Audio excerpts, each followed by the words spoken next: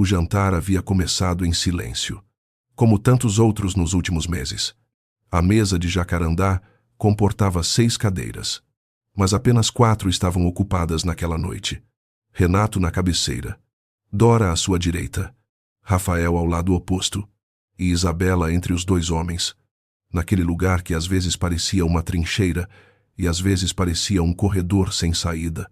Lá fora, São Paulo zumbia com o trânsito da Avenida Paulista, e o apartamento no 23º andar filtrava esse barulho até transformá-lo em algo quase musical, quase brando.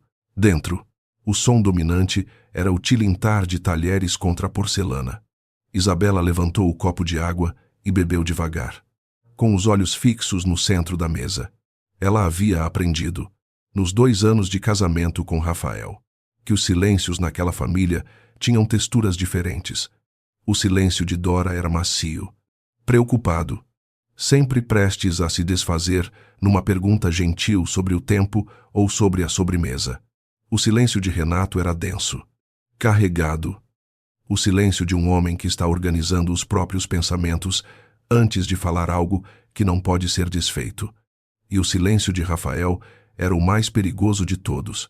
Era o silêncio de quem já tomou uma decisão e está apenas esperando o momento certo para anunciá-la. Naquela noite, Rafael estava em silêncio há 40 minutos. Dora perguntou se alguém queria mais arroz. Renato disse que não.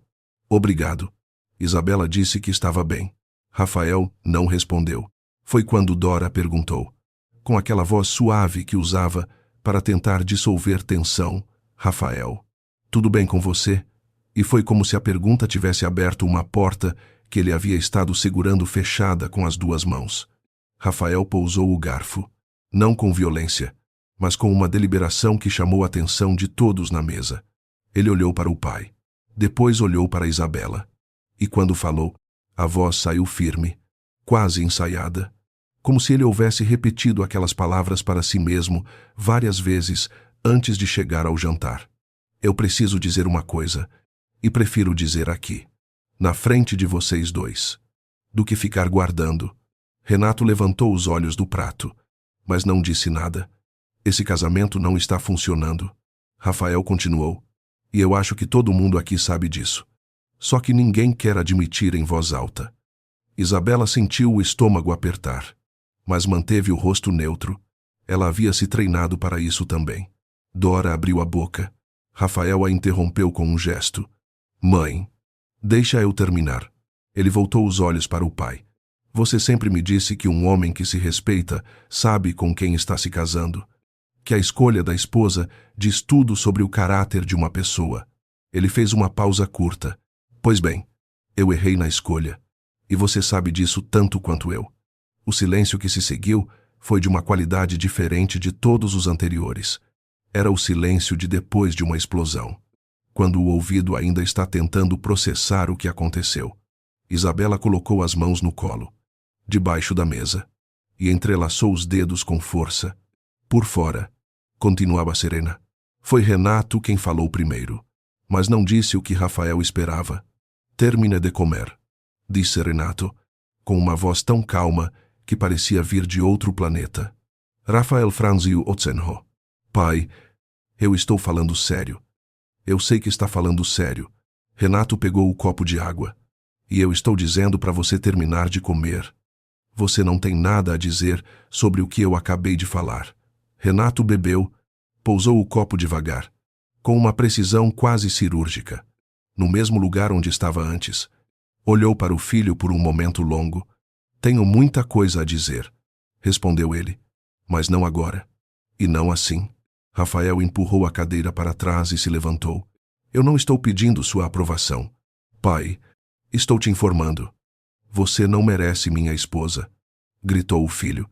Então, o pai revelou quem herdaria toda a fortuna. Mas não foi assim que aconteceu. Não naquela noite. Naquela noite, Renato não revelou nada.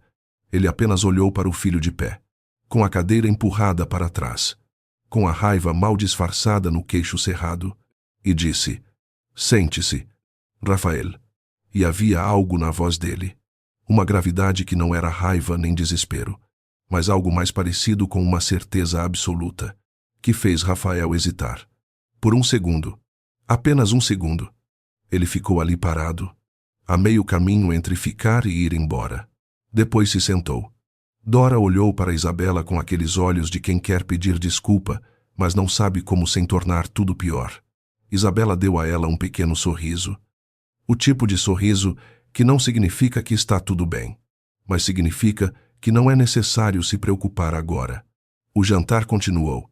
Ninguém falou mais nada de substância. Dora perguntou se alguém queria sobremesa. Havia pudim de leite. Ela havia feito mais cedo. Renato disse que sim. Por favor. Rafael disse que não. Isabela disse que adoraria um pedaço pequeno. Obrigada. Quando Dora foi para a cozinha buscar o pudim, Renato se levantou também. Dobrou o guardanapo com cuidado e o pousou ao lado do prato. Isabela, disse ele, e a voz era gentil de um jeito diferente do jeito de Dora. Era a gentileza de alguém que está sendo cuidadoso com algo frágil. Você pode me ligar amanhã de manhã. Preciso conversar com você. Ela assentiu. Rafael olhou para o pai, depois para a esposa, e não conseguiu ler nenhum dos dois. Renato saiu da sala. Rafael ficou olhando para o lugar onde o pai havia estado sentado, e então seu olhar desceu para o copo de água, pousado ali com aquela precisão irritante, como uma declaração. Mais tarde, quando Isabela e Rafael estavam no carro de volta para o apartamento deles, o silêncio entre eles era o tipo de silêncio que já durou tempo demais para ser quebrado com facilidade. Isabela olhava pela janela para as luzes da cidade. Rafael dirigia com as duas mãos no volante. O maxilar tenso. No meio do caminho, ele disse, você não vai falar nada. O que você quer que eu fale? Rafael. Ele não respondeu imediatamente. Depois, você poderia ter dito alguma coisa. Podia ter se defendido. Defendido do quê? Exatamente. Ele virou a cabeça para ela por um segundo, antes de voltar os olhos para a estrada. Do que eu disse. Do que eu impliquei. Isabela virou o rosto para ele. Calma. Você disse que errou na escolha. Qual é a defesa possível para isso? Rafael não respondeu. Ela voltou a olhar pela janela. O carro parou no semáforo na esquina da rua deles. E por um momento a cidade ficou estática ao redor deles. Todos os carros parados. Todas as luzes vermelhas. E Isabela pensou em como às vezes a vida tinha esses momentos de suspensão em que tudo parece estar esperando que alguém tome uma decisão. Ela pensou no que Renato havia dito. Você pode me ligar amanhã de manhã. Ela havia notado a forma como ele disse aquilo. Não como pergunta, mas como instrução. E havia notado também que, durante todo o jantar, cada vez que Rafael falava, Renato não olhava para o filho, olhava para ela, como se estivesse avaliando não o que Rafael estava dizendo, mas como ela estava recebendo. Era um olhar que ela reconhecia. Era o olhar de alguém que sabe de algo que ainda não disse. Quando chegaram ao apartamento, Rafael foi direto para o escritório e fechou a porta. Isabela ficou em pé no corredor por um momento, olhando para aquela porta fechada, e então foi para o quarto, sentou na beira da cama e ficou olhando para as mãos no colo. No bolso do casaco, o celular vibrou. Uma mensagem. Era de um número que ela não tinha salvo, mas reconheceu imediatamente. Isabela, preciso que você saiba que o que vai acontecer não é por mal, é por necessidade. R. Ela ficou olhando para a mensagem por um longo tempo, depois apagou, e deitou, e ficou de olhos abertos no escuro, ouvindo o som abafado de Rafael no escritório, falando ao telefone com alguém. A voz baixa demais para ela entender as palavras, mas alta o suficiente para ela saber que a conversa era séria. Ela pensou em Sérgio Monteiro, pensou no nome que ela havia prometido à mãe que nunca pronunciaria em voz alta enquanto o casamento durasse. E se perguntou, não pela primeira vez, por quanto tempo mais ela conseguiria honrar essa promessa. Do outro lado da cidade, no escritório do 12º andar da sede da construtora Viana, Renato estava ao telefone. Ela não sabe o quanto isso vai escalar, disse ele. com a voz baixa de quem está acostumado a ter conversas que não devem ser ouvidas. Do outro lado da linha, a voz do advogado era profissional, medida. O senhor quer que eu revise os termos do contrato com Monteiro? Não quero rever, disse Renato. Quero que você me diga o que acontece se o casamento terminar antes do prazo da cláusula. Houve uma pausa. Nesse caso, disse o advogado, com o cuidado de quem está escolhendo cada palavra, a cláusula de continuidade familiar fica sem efeito, e o contrato com o Grupo Monteiro pode ser contestado. Renato fechou os olhos por um segundo. Quanto vale esse contrato hoje, com as atualizações do último trimestre? O advogado fez uma pausa breve. Aproximadamente 240 milhões. O silêncio de Renato durou apenas um momento. Agende para amanhã de manhã, disse ele, às 9, e desligou o telefone. Ficou olhando pela janela para as luzes de São Paulo e pensou no rosto do filho na mesa do jantar, naquela raiva que Rafael nem sabia direito de onde vinha. E pensou em Isabela, naquela compostura que ela mantinha como se fosse uma armadura, e pensou em Sérgio Monteiro, que estava em algum lugar nesta cidade e que, até agora, não sabia que o filho do seu maior parceiro de negócios acabara de empurrar uma cadeira para trás e declarar guerra. Renato pegou o copo de água na mesa do escritório e bebeu devagar. Depois pousou o copo, com a mesma precisão de sempre, no mesmo lugar de sempre, e começou a escrever. Na manhã seguinte, Isabela acordou antes do despertador. Rafael estava dormindo ao lado dela, de costas, respirando devagar. Ela ficou olhando para o teto por alguns minutos, contando as rachaduras finas no estuque branco. Um hábito que havia desenvolvido nos meses em que o sono havia ficado difícil. Às 6:30. Ela se levantou sem fazer barulho, foi para a cozinha, fez café, ficou em pé junto à janela com a xícara nas mãos, olhando para a rua lá embaixo, onde a cidade ainda estava acordando com preguiça, os primeiros ônibus passando vazios, uma mulher caminhando com um cachorro pequeno, um homem varrendo a calçada em frente a um bar fechado. Ela pensou no telefone de Renato. Havia algo naquela mensagem que ela não conseguia largar. Não é por mal, é por necessidade. Era o tipo de frase que uma pessoa usa quando sabe que o que está prestes a fazer vai machucar alguém, e está tentando se absolver antes de fazer.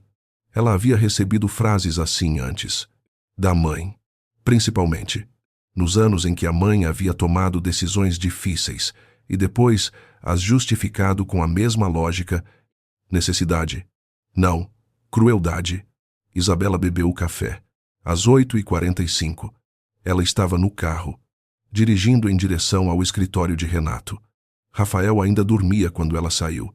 O trânsito na Paulista estava pesado como sempre àquela hora, e ela ficou parada por quase 20 minutos num congestionamento perto do MASP, com o rádio ligado numa estação de notícias que ela não estava realmente ouvindo. Seus pensamentos estavam em outro lugar. Estavam na voz de Rafael na noite anterior, naquela declaração fria e calculada que ele havia feito, como se estivesse apresentando um relatório. Eu errei na escolha. Ela havia se perguntado, enquanto ele dizia aquilo, se ele acreditava nisso de verdade ou se estava testando algo. Rafael era o tipo de homem que às vezes dizia coisas graves apenas para observar as reações, para calibrar o ambiente ao seu redor. Era uma característica que ela havia demorado para reconhecer nele, e que, quando reconheceu, havia mudado a forma como ela o ouvia. Mas ontem à noite havia sido diferente. Ontem à noite havia algo nos olhos dele que não era teste. Era convicção. Ela chegou ao escritório de Renato às 9:05. A recepcionista a conhecia pelo nome e a encaminhou diretamente para a sala no fim do corredor, sem precisar anunciar. Renato estava de pé junto à janela quando ela entrou, com as mãos para trás. Olhando para a cidade, ele se virou quando ouviu a porta. Isabela. Ele indicou a cadeira do outro lado da mesa. Obrigado por vir. Ela se sentou. Ele também se sentou, no lugar dele, e ficou olhando para ela por um momento antes de falar. Eu preciso te perguntar uma coisa direta, disse ele, e preciso que você me responda com a mesma direteza. Ela assentiu. Você ainda quer esse casamento? A pergunta a surpreendeu. Não pelo conteúdo. Ela havia imaginado que a conversa iria para esse território, mas pela forma como ele a fez. Não havia julgamento na voz dele. Havia algo mais parecido com preocupação genuína. E também, ela percebeu, com urgência. Isso é relevante para o que você quer me dizer, ela respondeu. Renato quase sorriu. É a parte central do que eu quero te dizer. Ela ficou olhando para ele. Porque ele abriu a gaveta da mesa, tirou uma pasta fina e a pousou na frente dela. Mas não abriu. Porque há coisas que você não sabe, disse ele, e que eu deveria ter te contado antes. E se Rafael vai fazer o que eu acho que ele vai fazer? Você precisa saber agora. Isabela olhou para a pasta fechada sobre a mesa e sentiu, com uma clareza que não era exatamente medo, mas era algo adjacente a ele, que aquela conversa ia mudar alguma coisa. Não sabia o quê, ainda, mas sabia que, depois dela, algumas coisas não teriam mais como ser desfeitas. Pode falar, disse ela, e Renato abriu a pasta. Renato não chegou a terminar o que tinha a dizer naquela manhã. O telefone dele tocou no meio da explicação, e quando ele viu o nome na tela, algo passou pelo rosto dele. Uma contração rápida que Isabela não soube nomear. E ele disse, desculpa. Preciso atender isso com uma voz que havia mudado de registro. Havia ficado mais controlada, mais profissional, como quem coloca uma máscara sem perceber que está fazendo isso. Ela esperou. Ouviu fragmentos da conversa dele do outro lado da sala, onde ele havia se virado de costas para ela. Não agora. Oisai, diz para ele esperar até sexta. Quando ele desligou e voltou para a mesa, havia um novo peso nos ombros dele. E a intimidade daquele momento anterior havia evaporado. Precisamos continuar isso outro dia, disse ele, e fechou a pasta antes que ela pudesse ler mais do que o cabeçalho, que dizia Contrato de Parceria Estratégica, Grupo Monteiro, Construtora, Viana Cláusula, 14. Isabela não disse nada. Olhou para a pasta fechada, depois para Renato. E depois se levantou. Claro, disse ela. No carro, de volta para casa, ela ficou pensando em Cláusula 14. Ela sabia o que era. Tinha sido a mãe quem havia explicado, 3 anos antes. Quando tudo havia sido arranjado com uma delicadeza que Isabela ainda não conseguia decidir se admirava ou ressentida, tem uma cláusula no contrato. A mãe havia dito, com aquela voz cuidadosa que usava quando o assunto era difícil. Uma cláusula que protege os 2 lados enquanto você estiver casada com o filho dele. Enquanto o casamento existir, os interesses do seu pai ficam protegidos. Se o casamento terminar antes do prazo, qualquer uma das partes pode contestar o contrato inteiro. Isabela havia perguntado, e se eu não quiser me casar com ele? E a mãe havia dito, com uma tristeza que parecia genuína, você pode não querer, mas você pode querer conhecer ele primeiro. Ela havia conhecido Rafael, e havia, para a sua própria surpresa, gostado do que viu. Não imediatamente, não da forma fácil dos filmes, mas com o tempo, com a convivência.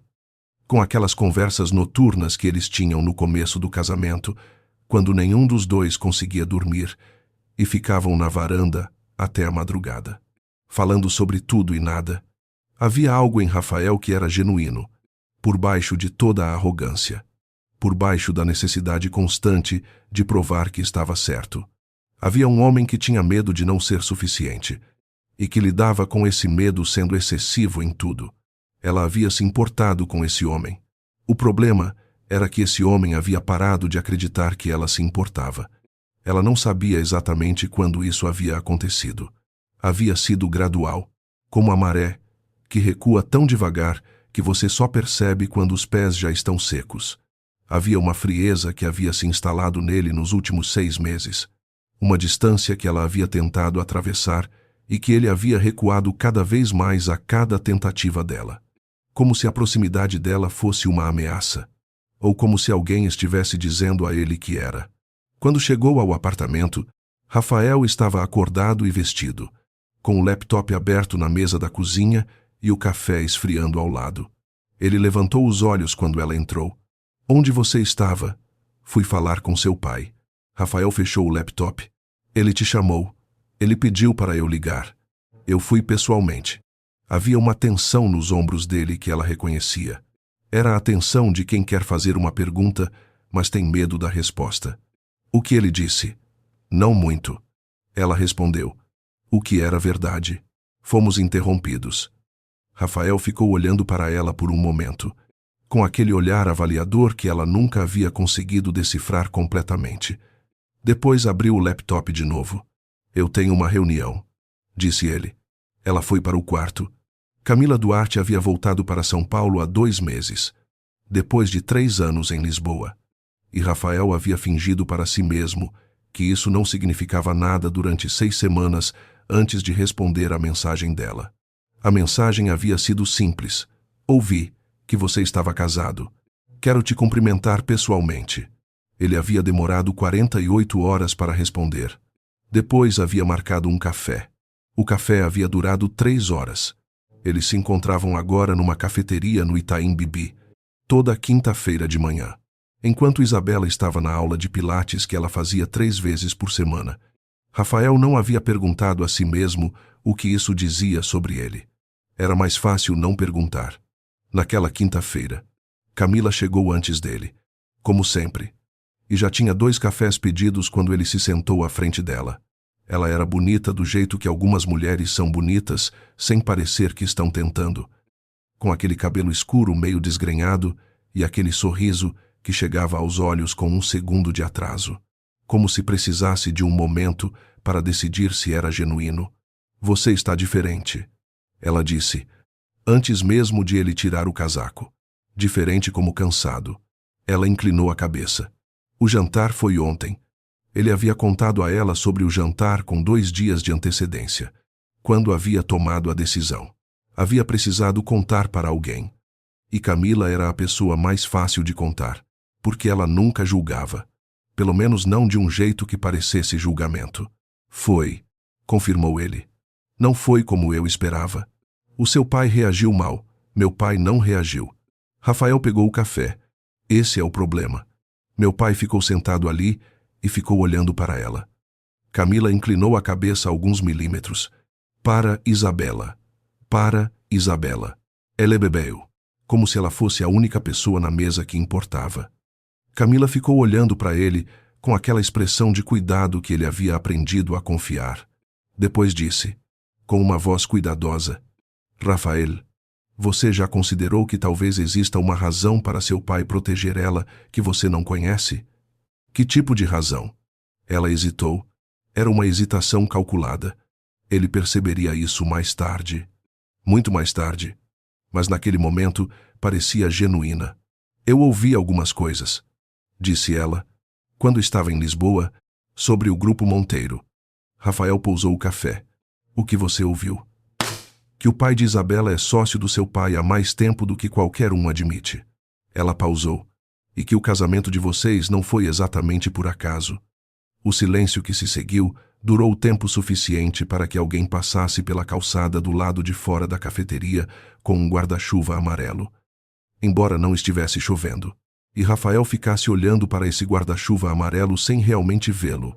O que você está dizendo? Estou dizendo que vale a pena investigar, respondeu Camila. Com cuidado. Não estou dizendo que ela é má pessoa. Rafael. Estou dizendo que talvez ela não seja o que parece ser. Ou que talvez seja mais do que parece. Ela alcançou a mão dele sobre a mesa e apertou por 1 segundo. Você merece saber com quem você está casado, disse ela. E Rafael, que havia passado 6 meses construindo uma narrativa de que o problema do casamento era Isabela, encontrou naquela frase exatamente o que havia estado procurando, uma razão que não dependesse dele. Ele começou a investigar na semana seguinte. Não de um jeito grosseiro. Não contratando detetive. Pelo menos não no começo. Começou de um jeito mais sutil. Que dizia algo sobre o tipo de homem que era, começou vasculhando o que estava disponível publicamente. O sobrenome de Isabela era Carvalho. Isabela Carvalho, filha de Ana Carvalho. Professora universitária em Belo Horizonte. Pai desconhecido. pelo menos na documentação pública. Ela havia crescido em Belo Horizonte, feito faculdade de arquitetura na UFMG, vindo para São Paulo para o mestrado, onde havia conhecido Rafael num evento da universidade. Era uma história limpa, limpa demais, como Camila havia dito, com aquela voz de quem está plantando uma dúvida e sabe exatamente como regá-la, mas quando Rafael foi mais fundo, quando começou a olhar para os registros da empresa, onde Isabela havia estagiado durante o mestrado, uma pequena construtora no ABC Paulista, encontrou algo que não esperava. O endereço do escritório dessa construtora era o mesmo endereço de uma empresa chamada MG Participações, que havia sido adquirida pelo Grupo Monteiro em 2019. Ele ficou olhando para essa informação na tela do computador por um longo tempo. Não era prova de nada. Podia ser coincidência. Endereços de escritório eram compartilhados o tempo todo em São Paulo, onde metro quadrado comercial custava o que custava, mas não conseguiu parar de pensar nisso. Na sexta-feira, quando Isabela chegou em casa do trabalho com um sorriso cansado e uma sacola de mercado, ele ficou olhando para ela de um jeito diferente do usual, tentando encontrar no rosto dela algum sinal de algo que ele não sabia bem nomear. Duplicidade, ocultação, cálculo. Ela notou o olhar. O que foi? Ela perguntou. Nada, disse ele. Dia longo. Ela assentiu e foi para a cozinha. Rafael ficou olhando para as costas dela, para o cabelo preso no alto da cabeça, para a forma como ela abriu a geladeira, com aquele gesto familiar de quem já fez isso milhares de vezes nesta cozinha.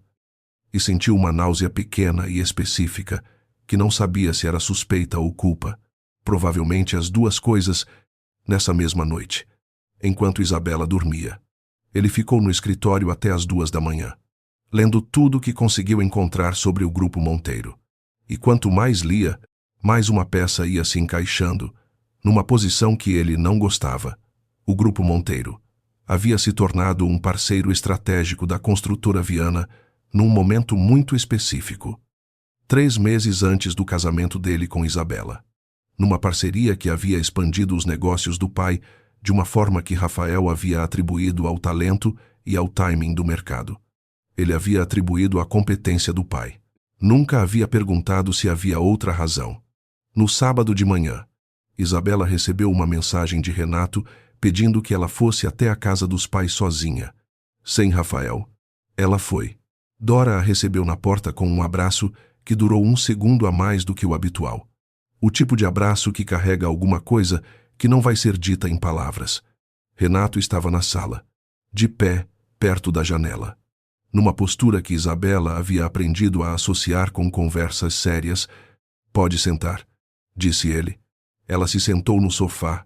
Dora ficou em pé perto da porta, como se não tivesse certeza se deveria ficar ou sair. Dora, disse Renato, com uma voz suave, mas firme. Você pode nos dar 1 minuto. Dora olhou para Isabela. Depois para o marido. Depois para Isabela de novo. Depois saiu. E Isabela ouviu os passos dela se afastando em direção à cozinha. Renato se sentou na poltrona do outro lado da mesa de centro. Isabela, eu preciso te dizer algo que devia ter dito antes do casamento. Ele pausou. Não fiz porque achei que estava protegendo você. Agora percebo que estava protegendo a mim mesmo. Ela esperou. Eu conheço Sérgio Monteiro há mais de 20 anos, disse Renato, e eu sei quem é você. O estômago de Isabela se contraiu. Você sabe. Ela repetiu. Não era pergunta. Sei desde antes do casamento. Ele a olhou diretamente. Sérgio me contou. Pediu que eu mantivesse segredo porque ele ainda não tinha falado com você. Precisava de tempo para organizar as coisas com a família dele. Isabela levantou os olhos para o teto por um momento.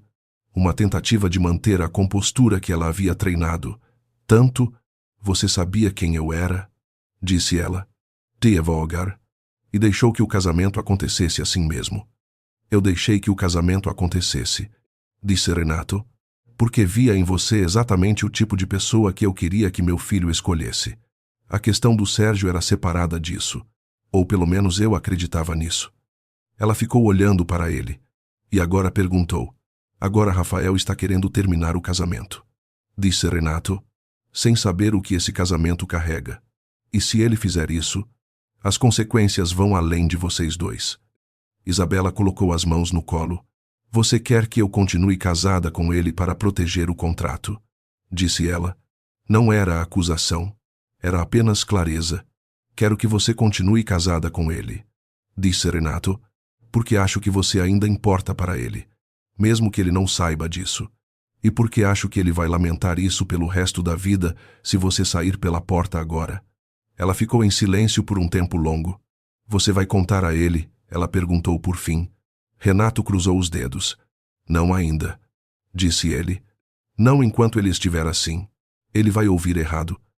Ela assentiu, devagar, e pensou em Camila Duarte, cujo nome havia chegado a ela de uma forma indireta 3 semanas antes, num comentário que uma amiga em comum havia feito sem perceber o que estava revelando. Pensou no jeito como Rafael havia ficado distante exatamente nas semanas depois que Camila havia voltado para São Paulo. E pensou que talvez Renato estivesse certo que Rafael ia ouvir errado. Mas também pensou que havia uma diferença entre ouvir errado e ouvir tarde demais. Renato, disse ela. Ele levantou os olhos. Quanto tempo você acha que ainda temos? Ele entendeu o que ela estava perguntando. Não muito, disse ele. Rafael não contratou um advogado imediatamente. Ele passou 2 semanas depois do jantar numa espécie de purgatório privado, onde havia tomado a decisão em teoria, mas não havia agido sobre ela na prática. E onde cada dia que passava sem ação o deixava mais irritado consigo mesmo, porque Rafael Viana era o tipo de homem que não tolerava bem a indecisão, especialmente a própria. O problema era Isabela. Não Isabela como ameaça. Não Isabela como problema a ser resolvido. Mas Isabela como ela de fato era presente. Quieta. Continuando a vida com uma dignidade que ele não conseguia decidir se admirava ou ressentida. Ela não havia mudado o comportamento depois do jantar. Não havia ficado fria. Não havia ficado dramática. Não havia feito nenhuma das coisas que ele, inconscientemente, havia esperado que ela fizesse para confirmar sua narrativa de que o problema era ela. Ela havia simplesmente continuado sendo ela. Isso era, por alguma razão, que ele não queria examinar de perto. O mais perturbador de tudo. Camila havia percebido a hesitação dele e havia empurrado, suavemente, com aquela habilidade que tinha de fazer as coisas parecerem ser ideia dele. Você não pode ficar nesse meio termo para sempre. Rafael, não é justo com você. E, sejamos honestos, não é justo com ela também. E ele havia concordado, porque era verdade, e porque concordar com Camila era sempre mais fácil do que questionar Camila. Então ele havia ligado para o advogado. Os documentos chegaram numa terça-feira de tarde, num envelope cinza, sem nenhuma distinção. Rafael os abriu no escritório do apartamento. Leu com a atenção fria que aplicava a contratos de trabalho. Assinou nas 3 páginas, marcadas com post-it azul, e fechou o envelope de novo. Depois ficou olhando para o envelope fechado por um tempo que não soube precisar. Isabela estava na sala. .com ou laptop, no colo, trabalhando num projeto de interiores que havia aceito 2 meses antes. E às vezes ele ouvia o som dela digitando. Às vezes, o som dela suspirando levemente quando algo não estava ficando como ela queria. Sons domésticos, ordinários, do tipo que você só nota quando sabe que vai parar de ouvi-los. Ele saiu do escritório com um envelope na mão. Isabela, ela levantou os olhos do laptop. Ele pousou o envelope na mesa de centro, na frente dela, sem dizer mais nada. Ela olhou para o envelope. Depois para ele. Depois, pousou o laptop na almofada do lado. Alcançou o envelope e o abriu com aquele cuidado minucioso que ela tinha com tudo. Como se o ato de abrir as coisas merecesse atenção. Ela leu. Ele ficou observando o rosto dela enquanto ela lia, procurando alguma coisa. Não sabia exatamente o que. Choque, raiva, alívio. Talvez Qualquer coisa que lhe desse uma pista sobre o que estava acontecendo por baixo daquela superfície que ela mantinha tão cuidadosamente lisa. O rosto dela não deu nada. Quando terminou de ler, ela dobrou os papéis com cuidado, os colocou de volta no envelope, e o envelope pousou no colo dela. Eu vou pensar, disse ela. Rafael havia esperado muitas coisas. Não havia esperado aquilo. O que tem para pensar? Muita coisa, disse ela. Simplesmente. Isabela, eu não estou te pedindo para pensar. Estou te mostrando que já decidi. Eu sei que você já decidiu. Ela o olhou com aquela calma que às vezes parecia mansidão e às vezes parecia aço. Mas a decisão é dos dois. Ele ficou olhando para ela. Eu achei que você fosse querer isso, disse ele. E havia algo na própria frase que o surpreendeu quando saiu. Porque era verdade. Havia alguma parte dele que havia esperado que ela quisesse isso, que estava procurando uma saída tanto quanto ele. Ela não respondeu à frase, apenas guardou o envelope na bolsa que estava do lado do sofá e voltou a pegar o laptop. Rafael ficou olhando para ela por um momento e então voltou para o escritório, porque não sabia o que mais fazer. Renato soube no dia seguinte, não por Rafael, que havia dito que contaria ao pai depois que tudo estivesse resolvido. Como se evitar a conversa por mais alguns dias fosse fazer alguma diferença. Soube por Isabela, que lhe enviou uma mensagem. Às 10 da manhã. Ele entregou os papéis ontem à noite.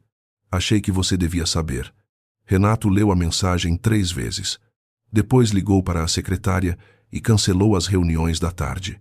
Rafael recebeu uma ligação do pai às 2 horas da tarde, enquanto estava numa reunião com fornecedores, e ignorou. Recebeu outra às 3, e ignorou de novo. Quando a terceira chegou, ele pediu licença à sala. Atendeu no corredor. Pai, não é hora. Então você vai me dizer que hora é. A voz de Renato estava diferente. Não era a voz calma e controlada do jantar. Era uma voz que Rafael não ouvia há muito tempo. Desde a adolescência. Desde aquelas brigas que haviam deixado marcas que os dois fingiram que cicatrizaram. Você entregou os papéis para ela sem me consultar.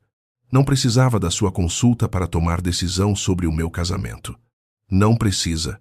Mas precisava saber de uma coisa antes de agir. O que você teria me dito que mudaria alguma coisa? Houve uma pausa. Muita coisa, disse Renato. Pai, Rafael passou a mão no cabelo. Você está protegendo ela. E eu não sei por quê. Mas sei que não é por alguma razão simples. E enquanto você não me disser por quê, eu não consigo levar a sério o que você tem a dizer sobre isso. Então venha ao escritório. A voz de Renato havia mudado de novo. Havia ficado mais pesada. Hoje à noite, depois das 8, eu tenho compromisso. Rafael. Uma pausa. Venha. Havia algo naquela palavra solitária que fez Rafael fechar os olhos por um segundo. A autoridade não era nova, mas a urgência era. 8 horas, disse ele, e desligou. O escritório de Renato à noite tinha uma qualidade diferente do que de dia. Com as luzes da cidade lá fora e os abajures internos criando um halo quente, parecia menor, mais íntimo, e o silêncio era de uma textura diferente, sem o ruído de fundo dos telefones e das pessoas. Renato estava sentado atrás da mesa quando Rafael chegou. Havia 2 copos com água, o que significava que ele havia esperado que Rafael viesse. Rafael se sentou sem cumprimentar. Velha tática de adolescência. Estabelecer o tom de que estava ali por obrigação, não por escolha. Renato não reagiu ao tom. Vou te fazer uma pergunta, disse Renato, e preciso que você responda com honestidade, não com o que acha que eu quero ouvir. Rafael esperou. Você ainda sente alguma coisa por ela? A pergunta chegou de um ângulo que Rafael não estava esperando, e por causa disso, pela fração de segundo antes de ele construir a resposta. O rosto dele disse alguma coisa que a voz não disse. Essa pergunta não é relevante, disse Rafael. É a única pergunta relevante. Pai. Rafael se inclinou para a frente. Se você tem alguma razão prática para me dizer que eu não devia terminar esse casamento, me diga. Se é só sobre sentimento, eu precisaria que você confiasse que sei o que estou fazendo. Renato ficou olhando para ele por um momento longo. Isabela não é quem você pensa que ela é, disse Renato. Por fim, isso é o que Camila disse também. O nome de Camila produziu um efeito imediato no rosto de Renato. Não era raiva, era algo mais parecido com reconhecimento. E com uma preocupação que ficou mais densa. Camila Duarte está de volta a São Paulo, disse Renato. Não era pergunta. Está. E você está vendo ela. Estamos conversando. Rafael endireitou as costas. Não é o que você está pensando. Não importa o que eu estou pensando, disse Renato. Importa o que Camila está fazendo. E eu preciso que você entenda que Camila tem razões próprias para querer que esse casamento termine. Que razões? Renato abriu a boca para responder. E o telefone na mesa tocou. Ele olhou para a tela. E algo passou pelo rosto dele. Uma hesitação rápida. E então, ele virou o telefone de tela para baixo. Não atende, disse Rafael. Não agora. Renato voltou a olhar para ele. Rafael, o que você precisa saber sobre Isabela é que o casamento de vocês não aconteceu por acidente. Há um contexto que você não conhece. E esse contexto tem implicações para os negócios que você vai herdar um dia. Antes de você assinar qualquer coisa, eu preciso que você entenda o que está em jogo. Você está me dizendo que o casamento foi arranjado? Renato não respondeu imediatamente. Que partes dele foram? Disse ele. Por fim, Rafael ficou imóvel. Que partes? Repetiu ele, com uma voz que havia ficado muito quieta. Ela é filha de Sérgio Monteiro. As palavras chegaram simples, sem preparação suficiente. E Rafael ficou olhando para o pai sem entender imediatamente. E depois entendeu. E o que aconteceu depois não foi raiva. Foi uma espécie de vertigem, como quando o chão muda de ângulo de repente. Sérgio Monteiro, disse Rafael, nosso parceiro estratégico, o dono do Grupo Monteiro. Seu sócio de negócios mais importante dos últimos 3 anos. Sim. E você sabia disso? Sabia. Antes do casamento. Antes do casamento. Rafael se levantou, não de forma dramática, mas porque ficar sentado havia ficado impossível. Ele foi até a janela e ficou olhando para as luzes lá fora. Então, o casamento foi um negócio, disse ele. Não, disse Renato, com firmeza. O contrato com Monteiro existia antes. O casamento de vocês foi real. O que eu fiz de errado foi não te contar sobre a conexão. Por quê? Por que não me contou?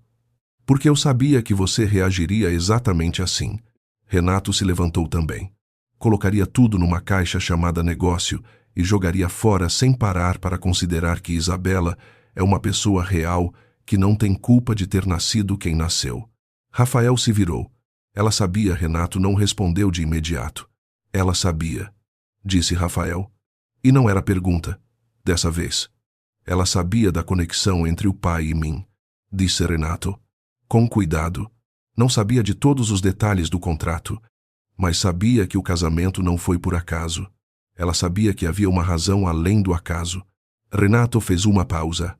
Da mesma forma que todos os casamentos têm razões além do acaso, Rafael, a diferença é que as razões dela eram mais complicadas do que a maioria. Rafael ficou olhando para o pai por um tempo que não soube medir. Eu não confio mais no que você está me dizendo, disse ele. Por fim, não porque você está mentindo, mas porque você omitiu por tempo demais para eu conseguir separar o que é proteção e o que é interesse. E saiu. Renato ficou sozinho no escritório, com os 2 copos de água intocados na mesa, e com o telefone que havia tocado e ele não havia atendido, e com a certeza crescente de que as coisas estavam prestes a sair do controle de um jeito que ele havia tentado por 3 anos. Evitar. Ele virou o telefone. Havia uma mensagem perdida, de um número que reconheceu imediatamente. Renato. Soube que Rafael encontrou os papéis. Precisamos falar antes que ele faça algo irreversível.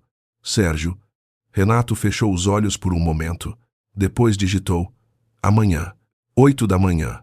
E se sentou de novo, e ficou olhando para a mesa, e pensou em Isabela com o envelope no colo, dobrando os papéis com aquele cuidado preciso que ela tinha com tudo. e em como ela havia dito: "Eu vou pensar com uma calma que só podia vir de alguém que já havia pensado sobre aquele momento antes de ele chegar", e se perguntou se ela havia assinado. Rafael não foi para casa depois de sair do escritório do pai. Ficou dirigindo por São Paulo por quase 1 hora. Sem destino. Com as janelas fechadas e o ar-condicionado desligado. Apenas o barulho do motor e o barulho dos próprios pensamentos. Depois parou num posto de gasolina na Consolação. Comprou uma água e ficou de pé do lado do carro, bebendo devagar, olhando para os carros, passando na rua, como se a resposta para alguma coisa pudesse vir de fora. Ela é filha de Sérgio Monteiro. Ele havia repetido a frase para si mesmo tantas vezes durante a direção que as palavras haviam começado a perder textura. Como acontece quando você fala uma palavra em voz alta, vezes demais, e ela de repente parece estranha. Parece não pertencer a nenhuma língua. O que ele não conseguia resolver era a ordem das coisas. Havia conhecido Isabela antes de o contrato com Monteiro ser anunciado publicamente. Ou ele tentou reconstruir a cronologia.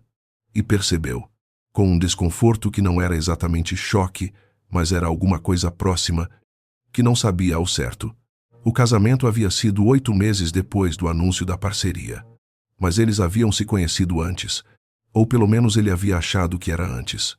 Ou haviam sido apresentados. Ele tentou lembrar do evento onde havia conhecido Isabela. Uma inauguração. Havia sido uma inauguração de um edifício de escritórios no Pinheiros, organizado pela Fiesp. O tipo de evento onde ele ia por obrigação profissional e ficava pelo open bar. Ele havia visto perto de uma maquete arquitetônica, explicando algo para um homem mais velho que ele não havia reconhecido na época. Tentou agora reconstruir o rosto daquele homem mais velho, e não conseguiu decidir se era ou não era Sérgio Monteiro. Jogou a garrafa de água no lixo e voltou para o carro. Em vez de ir para casa, foi para o escritório da construtora Viana. Tinha acesso ao prédio com a própria biometria, herança dos anos em que havia trabalhado lá ao lado do pai, antes de abrir sua própria operação. O segurança da madrugada o conhecia pelo nome e acenou quando ele entrou. O escritório do pai ficava no 12º andar, e Rafael foi direto para lá, porque era o escritório do pai que ele precisava. Não para procurar nada específico, pelo menos era o que ele dizia para si mesmo. Ele entrou. Acendeu apenas o abajur do canto para não chamar a atenção de fora, e ficou em pé no meio da sala por um momento, olhando para a mesa, para as estantes, para os arquivos. Seu pai era meticuloso. Tudo tinha um lugar, e o lugar de cada coisa estava anotado num sistema que só o próprio Renato entendia completamente, mas que Rafael havia aprendido a navegar em partes. Nos anos de trabalho conjunto, os contratos ativos ficavam nas pastas azuis, na segunda prateleira da estante da esquerda. Os contratos encerrados ficavam nas pastas cinzas, na terceira prateleira. As pastas vermelhas eram para assuntos legais em andamento. Havia uma pasta vermelha que ele não havia visto antes, com uma etiqueta que dizia apenas VM, cláusula 14. Ele a tirou da prateleira. A pasta era fina, apenas 12 páginas, mas cada página estava cheia de linguagem jurídica densa, o tipo que Rafael havia aprendido a ler nos anos de formação em administração e que agora ele percorreu com os olhos, buscando as partes que importavam. A cláusula 14 do contrato de parceria entre a construtora Viana e o Grupo Monteiro estipulava o seguinte: enquanto existisse uma relação conjugal entre um descendente direto de Renato Viana e um descendente direto de Sérgio Monteiro, a parceria estratégica seria garantida por um período mínimo de 10 anos, com renovação automática a cada 5 anos subsequentes. Em caso de dissolução da referida relação conjugal antes do término do período inicial de 10 anos, qualquer das partes teria o direito de solicitar arbitragem sobre os termos do contrato, podendo resultar na renegociação ou cancelamento das obrigações de ambas as partes. Rafael leu o parágrafo 2 vezes.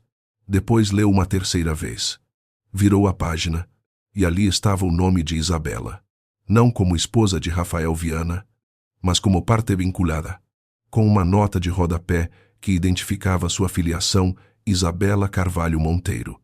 Filha reconhecida de Sérgio Augusto Monteiro, com uma data de reconhecimento que era anterior à data do casamento deles. Anterior ao casamento. Ela havia sido reconhecida como filha de Sérgio Monteiro antes de se casar com ele. Rafael ficou olhando para aquele nome por um tempo que não soube medir. Isabela Carvalho Monteiro. Ela nunca havia usado o sobrenome Monteiro. Havia se apresentado sempre como Isabela Carvalho. Havia casado como Isabela Carvalho. Havia vivido 2 anos ao lado dele como Isabela Carvalho. E o sobrenome Monteiro estava ali, num documento guardado na pasta vermelha do arquivo do seu pai, como um segredo que havia existido o tempo todo dentro de casa. Ele fechou a pasta. Ficou em pé no meio do escritório escuro por um longo momento, com a pasta nas mãos. E os pedaços de tudo que havia acontecido nos últimos semanas foram se reorganizando na sua cabeça com uma clareza nova e perturbadora. O olhar de Renato para Isabela no jantar. Aquele olhar que ele havia lido como proteção e que agora via como algo mais complicado, o olhar de alguém que carrega uma responsabilidade com outra pessoa, que sabe de algo sobre ela que ela mesma prefere não ter revelado.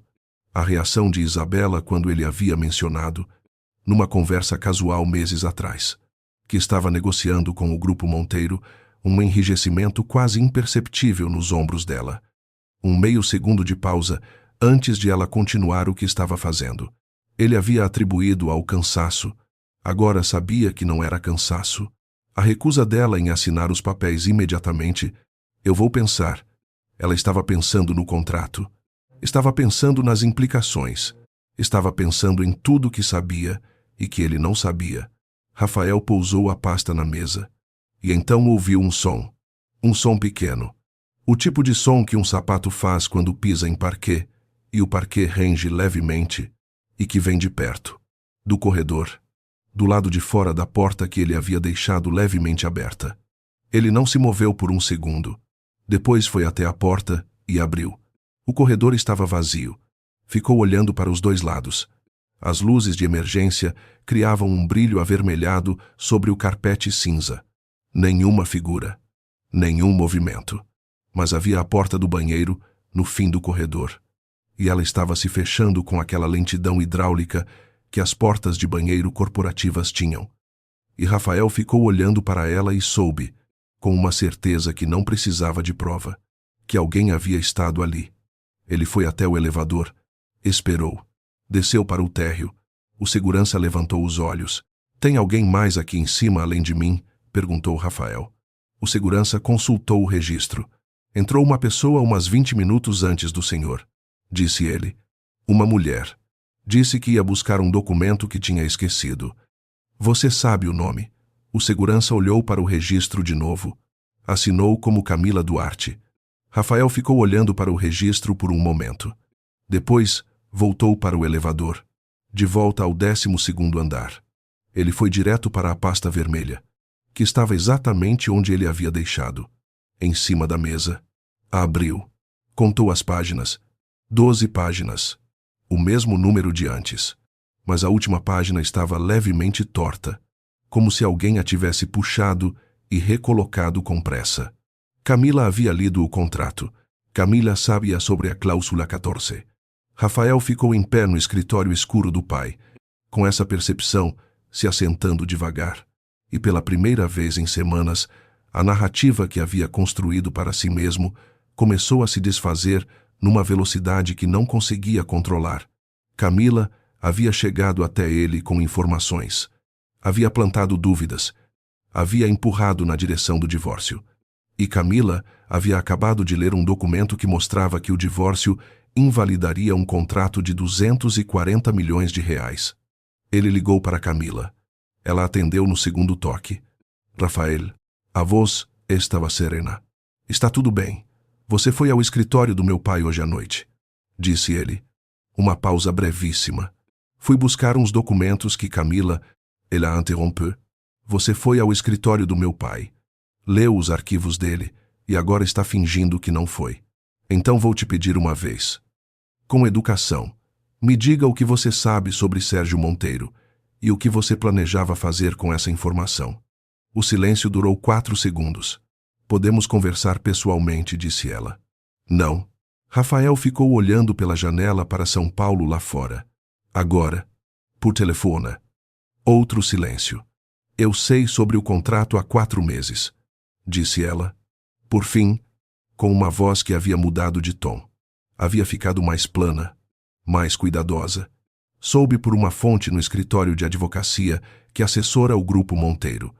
Quando soube que havia uma cláusula que dependia do seu casamento, comecei a pensar que se o casamento terminasse, o contrato poderia ser contestado, e que se o contrato fosse contestado, haveria uma renegociação, e que numa renegociação, as partes precisariam de mediação, e você é mediadora. Tenho uma empresa de consultoria em reestruturação de parcerias, disse ela. Sim. Rafael sentiu algo que não era raiva. Era mais frio do que raiva. Era uma espécie de clareza clínica sobre o que havia acontecido. Então você voltou para São Paulo. Me procurou. Me convenceu de que o problema do meu casamento era minha esposa. Me empurrou em direção ao divórcio. Tudo para criar uma situação onde você pudesse ser contratada para mediar a crise que você mesma criou. Camila não respondeu. Isso foi o que aconteceu, disse ele.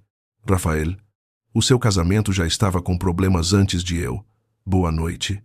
Camila. Ele desligou. Ficou olhando para o telefone na própria mão.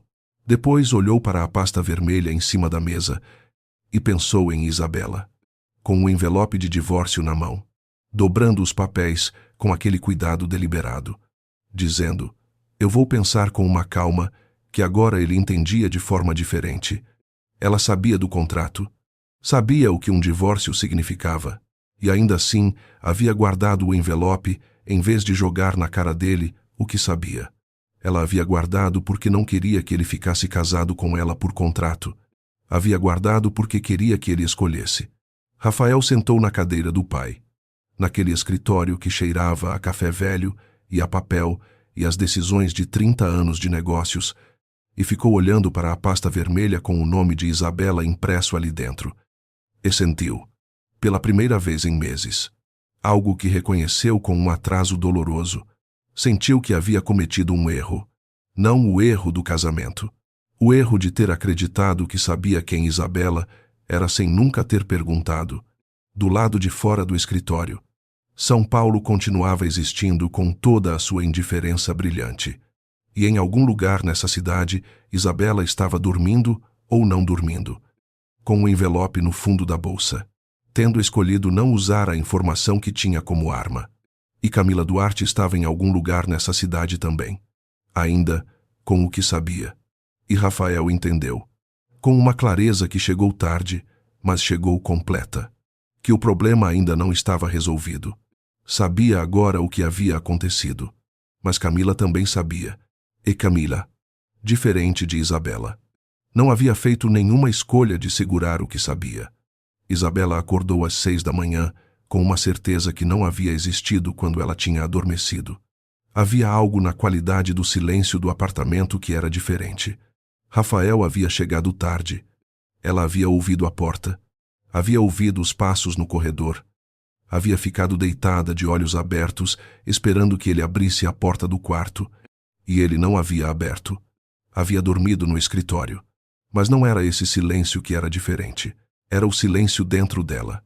Havia passado semanas num estado de espera cuidadosa, segurando informações, calculando o que dizer e quando dizer, tentando proteger Rafael de uma verdade que poderia destruir o que ainda restava entre eles, tentando proteger Sérgio Monteiro de um escândalo que ele havia passado anos evitando, tentando proteger a si mesma de ter que explicar uma vida inteira de silêncio escolhido. Mas a espera havia acabado. Ela sabia disso com aquela certeza quieta que não precisa de evento para se instalar. Só precisa de tempo suficiente. Levantou-se, foi para a cozinha, fez café. Enquanto esperava a cafeteira, pegou o celular e mandou uma mensagem. Não para Rafael. Não para Renato. Para Sérgio Monteiro. Preciso falar com você hoje. Não pode esperar mais. A resposta veio em menos de 2 minutos. o que significava que ele também não havia dormido bem. Oi, Zai. Estou livre a partir das 8. Ela olhou para o relógio. Eram 6h18. Tinha tempo. Ela estava saindo do apartamento quando a porta do escritório se abriu. Rafael estava de pé no batente, com a mesma roupa da véspera, a gravata afrouxada, o cabelo fora do lugar. Tinha a aparência de alguém que havia ficado acordado pensando, não de alguém que havia dormido. Eles ficaram se olhando por um momento no corredor. Você vai sair, disse ele. Sim. A essa hora? Tenho uma reunião cedo. Ele ficou olhando para ela, e havia algo nos olhos dele que era diferente de tudo que ela havia visto nas últimas semanas. Não era a frieza calculada de quem está se distanciando. Era algo mais parecido com as primeiras semanas do casamento, quando ele ainda não havia decidido que precisava de uma postura com ela. Isabela. Ele se moveu para a frente, e ela ficou onde estava. Eu fui ao escritório do meu pai ontem à noite. Vi a pasta. Ela não respondeu. Esperou. A cláusula 14, disse ele. Ela assentiu. Você sabia? Disse ele. Eu sabia. E você não me contou? Não. Ela ficou olhando para ele. Não contei porque não queria que você ficasse casado comigo por causa de um contrato. Rafael ficou imóvel. E também. Ela continuou, com uma voz que havia ficado mais suave. Não de fraqueza, mas de cansaço de segurar. Não contei, porque precisava que você soubesse de mim primeiro. Precisava que você decidisse o que ia fazer com o nosso casamento sem saber do contrato, porque qualquer decisão que você tomasse depois de saber do contrato, eu nunca ia saber se era sobre mim ou sobre 240 milhões de reais. Rafael ficou olhando para ela por um tempo longo. Quando você planejava me contar? Quando você pedisse, disse ela, ou quando não fosse mais possível segurar? Ela olhou para ele. Acho que chegamos no segundo caso. Ele abriu a boca para responder. E o celular de Isabela tocou. Ela olhou para a tela. Camila Duarte estava chamando. Isabela ficou olhando para o nome na tela por um segundo, e então atendeu, porque intuiu que deixar essa ligação para depois seria um erro. Isabela. A voz de Camila era controlada demais para ser natural. Eu precisava falar com você. Pode falar. Não por telefone. Precisamos nos encontrar. Para quê? Camila. Uma pausa calculada. Porque eu tenho informações sobre o contrato entre seu pai e seu sogro, disse Camila, e sobre o que acontece se essas informações chegarem às pessoas erradas. Uma pausa menor. Acho que seria do interesse de todos que isso fosse tratado discretamente. Isabela olhou para Rafael, que estava ouvindo a metade da conversa com uma expressão que ela conseguiu ler sem dificuldade. Eu entendo, disse Isabela. Onde você quer se encontrar? Camila havia escolhido um café nos jardins, num horário em que estaria meio vazio. O tipo de lugar que uma pessoa escolhe quando quer, uma conversa que pareça casual, mas não é? Ela já estava sentada quando Isabela chegou, com um café pela metade e um sorriso que tentava parecer conciliatório. Isabela se sentou do outro lado da mesa. Obrigada por vir, disse Camila. Você insinuou uma ameaça por telefone, respondeu Isabela, com uma calma que sabia que ia desconcertar. Claro que fui. Camila piscou. Havia esperado defensividade. Talvez nervosismo. Não havia esperado aquilo. Não é uma ameaça, disse Camila, recalibrando. É uma proposta. Então pode fazer a proposta. Camila se inclinou levemente para a frente.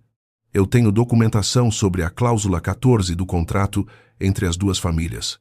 Documentação que, se fosse a lugares errados, como imprensa especializada em negócios, por exemplo, criaria um escândalo considerável. Casamento arranjado entre famílias empresariais para proteger contrato milionário. Tem apelo? Tem, concordou Isabela. Eu estou propondo que isso não vá a lugar nenhum, disse Camila, em troca de uma consultoria para mediação caso o contrato precise ser renegociado. Você quer ser paga para não vazar uma história. Quero ser remunerada pelo serviço legítimo de... Camila. Isabela a interrompeu, com aquela voz suave que tinha o efeito de uma porta fechando. Você voltou para São Paulo depois de 3 anos. Procurou Rafael. Passou semanas plantando desconfiança sobre mim. O empurrou em direção ao divórcio e foi ao escritório do pai dele, ler os arquivos, e agora está me propondo que eu pague para você não fazer o que você criou a situação inteira para poder fazer. Ela fez uma pausa. Isso não é consultoria. Isso é extorsão. Camila ficou olhando para ela. Você vai ter dificuldade em provar isso, disse Camila. Por fim, não vou precisar provar. Isabela tirou o celular do bolso e o pousou em cima da mesa, com a tela voltada para Camila. Na tela havia uma chamada ativa. E o número era do escritório de advocacia de Renato. Eu liguei antes de sair de casa. Eles estão ouvindo desde que eu atendi o seu telefone. O rosto de Camila ficou pálido de uma forma que Isabela não havia previsto que fosse tão imediata. Isso não é legal, disse Camila. A gravação foi autorizada por mim, que sou parte da conversa, disse Isabela. Você pode verificar com o seu próprio advogado. Ela pegou o celular. Vou encerrar a chamada agora. E vou te pedir que você não entre em contato com Rafael, com Renato, com Sérgio Monteiro, ou comigo, de nenhuma forma a partir de hoje. Se entrar, o que foi gravado vai para a polícia com um pedido de investigação por extorsão. Camila ficou olhando para ela com uma expressão que havia passado por várias fases em poucos segundos. Você se preparou para isso, disse Camila. Passei 2 semanas esperando para ver o que você ia fazer com o que sabia, disse Isabela. Você fez exatamente o que eu achei que ia fazer. Ela se levantou. Boa sorte, Camila. E saiu do café. Do lado de fora, o sol da manhã estava forte e a calçada estava cheia de pessoas indo para o trabalho. E Isabela ficou em pé na calçada por um momento, com os olhos fechados, sentindo o calor no rosto. Então abriu os olhos e ligou para Sérgio Monteiro. Eles se encontraram num hotel no Ibirapuera, numa sala pequena de reuniões que Sérgio havia reservado. O tipo de ambiente neutro que ele preferia para conversas que não tinham lugar natural. Sérgio Monteiro tinha 62 anos, cabelos grisalhos e os olhos de Isabela. Ela havia percebido isso na primeira vez que o havia visto, e havia passado um tempo tentando decidir como se sentia sobre isso. E havia chegado à conclusão de que a resposta era complicada e, provavelmente, sempre seria. Ele se levantou quando ela entrou. Havia nele uma hesitação que Isabela reconhecia. A hesitação de quem não sabe qual é o gesto certo num relacionamento que ainda não tem um nome estabelecido. Ela resolveu a hesitação dele estendendo a mão. Ele apertou, e depois soltou, e eles se sentaram. Eu ouvi que Rafael foi ao escritório do Renato ontem, disse Sérgio. Foi. Ele leu o contrato. Sérgio fechou os olhos por um segundo. Eu sabia que isso ia acontecer mais cedo ou mais tarde, disse ele. Não sabia que ia ser assim. Nenhuma dessas coisas aconteceu da forma que qualquer um de nós esperava, disse Isabela. Ela ficou olhando para ele. Você precisa falar com ele. Com Rafael. Com Rafael. Direto. Ela ficou olhando para Sérgio. Não sobre o contrato. Sobre mim. Sérgio ficou em silêncio por um momento. Você está pedindo que eu me apresente como seu pai, disse ele. Estou dizendo que Rafael tem o direito de saber quem você é para mim, disse Isabela. Não para proteger o contrato, mas porque se houver alguma chance de reconstruir o que foi destruído entre nós, ele precisa saber toda a verdade. E parte da verdade é você. Sérgio ficou olhando para ela. Você ainda quer esse casamento? Disse ele. Não era julgamento. Era reconhecimento. Não sei, disse ela, com a honestidade que havia custado semanas para chegar. Mas sei que não quero que ele termine por mentiras ou por omissões que eu poderia ter resolvido. Sérgio assentiu devagar. Tudo bem, disse ele. Eu vou falar com ele. A conversa entre Sérgio e Rafael aconteceu naquela tarde, no apartamento, porque Rafael havia ligado para Isabela no meio da manhã, dizendo que queria conversar de volta. E Isabela havia dito que havia alguém que precisava estar nessa conversa. E Rafael havia dito quem. E ela havia dito, você vai ver. E havia desligado antes que ele pudesse recusar. Rafael abriu a porta e encontrou Sérgio Monteiro no corredor, ao lado de Isabela. Ficou olhando para o homem por um momento. E então olhou para Isabela. E ela viu no rosto dele o reconhecimento chegando devagar. Como quando você finalmente encontra a peça que estava faltando num quebra-cabeça que passou dias tentando montar. Entre, disse Rafael. Por fim, eles se sentaram na sala. Os três. E Sérgio falou. Não sobre o contrato. Sobre Isabela. Sobre a mãe dela. Ana. Que havia sido uma história antiga e impossível que ele havia manejado de forma errada por razões que eram compreensíveis, apenas de um ponto de vista muito específico e muito egoísta. Sobre o reconhecimento tardio. Sobre o acordo com Renato que havia aparecido. Na época, uma forma de garantir o futuro de Isabela de uma forma que não exigia que ele perturbasse a vida que havia construído. Rafael ouviu com as mãos cruzadas no colo e a expressão fechada de quem está processando. Quando Sérgio terminou, o silêncio durou. Por que você está me contando isso agora? Disse Rafael. Porque minha filha me pediu. Disse Sérgio. Rafael olhou para Isabela. Por que você pediu? Ela ficou olhando para ele por um momento antes de responder. Porque se você vai decidir alguma coisa sobre nós, disse ela, eu quero que você decida sabendo tudo. Não a versão que seu pai sabia. Não a versão que Camila construiu. A versão inteira. E qual é a versão inteira? A versão inteira é que eu me casei com você, sabendo que havia um contexto que você não sabia. Disse ela, que eu escolhi ficar em silêncio porque achei que estava te protegendo e estava protegendo a mim mesma. Que esse silêncio foi um erro que eu não sei se consigo desfazer. Ela fez uma pausa. E que nos 2 primeiros anos desse casamento, eu fui mais feliz do que achei que seria possível ser. E que isso foi real. Independentemente de tudo mais. Rafael ficou olhando para ela. Sérgio, com a discrição de quem reconhece um momento que não lhe pertence. Se levantou. Vou deixar vocês dois, disse ele. Isabela levantou os olhos para ele. Ele assentiu levemente. E saiu. A porta fechou com um som suave. Rafael ficou olhando para Isabela por um tempo que ela não tentou medir. Eu liguei para o advogado esta manhã, disse ele. Por fim, o estômago dela se contraiu. Para dar andamento, disse ela. Para suspender o processo, ele se levantou. Foi até a janela. Ficou de costas para ela por um momento. Eu descobri sobre o contrato e fui embora do escritório do meu pai convicto de que tudo tinha sido uma manipulação. Que você tinha sido plantada na minha vida. Elle Virou. Mas eu fiquei pensando a noite inteira no que você disse quando eu dei os papéis. Eu vou pensar. Você sabia de tudo. E ficou com os papéis em vez de assinar. Em vez de usar o que sabia como argumento. Em vez de me contar sobre o contrato para me segurar. Ele ficou olhando para ela. Por quê?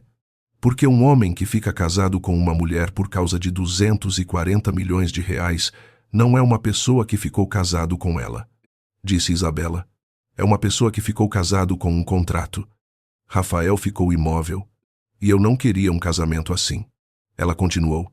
Então preferi arriscar perder tudo a segurar você com uma informação. Ele atravessou a sala. Ficou em pé na frente dela, mais perto do que havia ficado em meses. E ela sentiu a proximidade como uma coisa física, como pressão, como calor. Eu fui idiota, disse ele. Sim, concordou ela. Ele quase riu. O quase riso chegou antes de qualquer outra coisa. Antes das palavras. Antes do gesto. E foi a coisa mais honesta que ela havia visto no rosto dele em muito tempo. Eu não sei como consertar o que fiz, disse ele. Eu também não, disse ela. Mas eu acho que o conserto não começa com uma grande declaração. Ela ficou olhando para ele. Começa com você sendo honesto comigo sobre o que está sentindo, sem construir uma versão primeiro. Agora. Ele ficou em silêncio por um momento. Estou com medo, disse ele, de que seja tarde demais. De que o que eu disse no jantar seja uma coisa que não dá para desfazer só com palavras. Não dá, disse ela.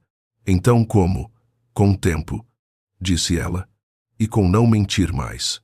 Nenhum dos dois. Ele ficou olhando para ela. Você consegue fazer isso, ela disse. Ser honesto, mesmo quando a honestidade não te faz bem. Não sei, disse ele. Mas posso tentar. Tentar já é diferente do que estava fazendo, disse ela.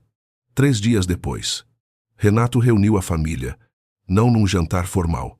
Numa tarde de domingo, com café e aquele pudim de leite que Dora fazia e que ninguém havia conseguido comer no jantar que havia começado tudo.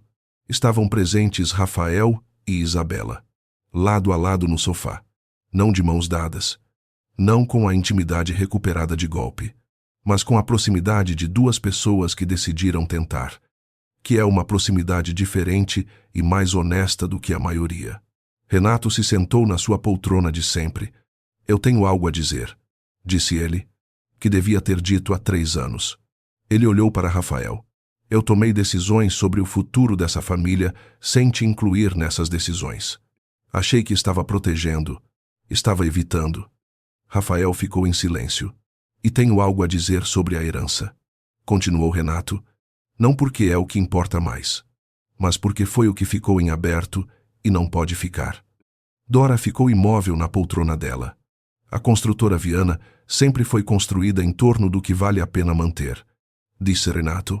E o que eu aprendi nessas últimas semanas é que o que vale a pena manter não é o contrato com Monteiro, não é a parceria, não é o dinheiro.